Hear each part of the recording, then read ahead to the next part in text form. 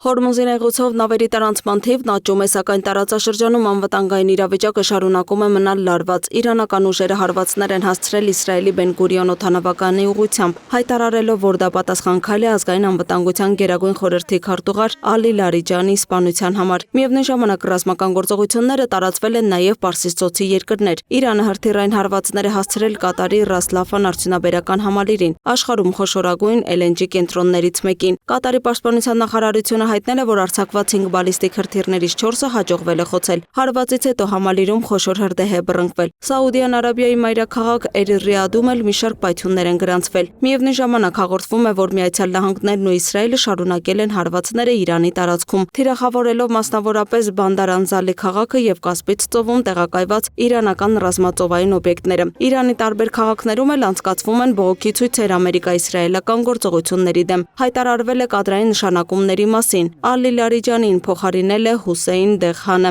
իսկ հետախուզության եւ ազգային անվտանգության նախարար է նշանակվել Մոստաֆա Պուրմուհամադին։ Այս ֆոնին էներգետիկ ոլորտում իրավիճակը շարունակում է ազդել համաշխարհային շուկաների վրա։ Brent տեսակի նավթի գինը հասել է $112 վերջին տարվա առավելագույն ցուցանիշներից մեկին։ Հորմուզի նեղուցում նավագնացության հնարավոր խափանումներն ու նավթային ենթակառուցվածքների նկատմամբ հարվածները մեծացնում են գլոբալ ռիսկերն ու անորոշությունը։ Քաղաքական մակարդակում եւս արձանագրվում են կոշտ հայտարարություններ։ Իրանի արտգործնախարար Աբբաս Արաղչին նշել է, որ երկրի միջուկային դոկտրինը չի փոխվի, եւ Թեհրանը շարունակում է պնդել իր ծրագիրը խաղաղ բնույթ ունի։ Միևնույն ժամանակ Իրանը սահմանափակել է գործակցությունը ՄԱԳԱՏԷ-ի հետ, պահանջելով անվտանգության երաշխիքներ։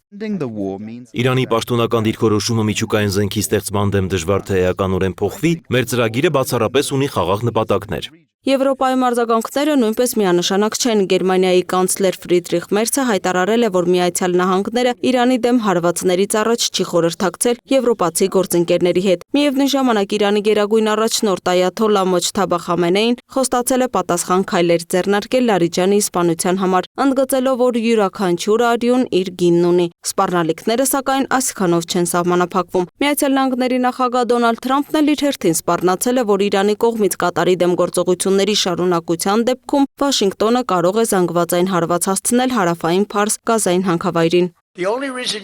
Եթե Իրանը հարձակվի Կատարի վրա, Միացյալ Նահանգները կկիրառի այնպիսի ուժ, ինչպիսին Իրանը երբեք չի տեսել։ Այս ամենի ֆոնին միջազգային հանրությունը շարունակում է կոչեր անել դադարեցնել ռազմական գործողությունները, սակայն հակամարտությունը շարունակում է ընդլայնվել, ներառելով նոր թիրախներ։ Լուսինե Գրիգորյան, Free News, Ազատ լուրեր։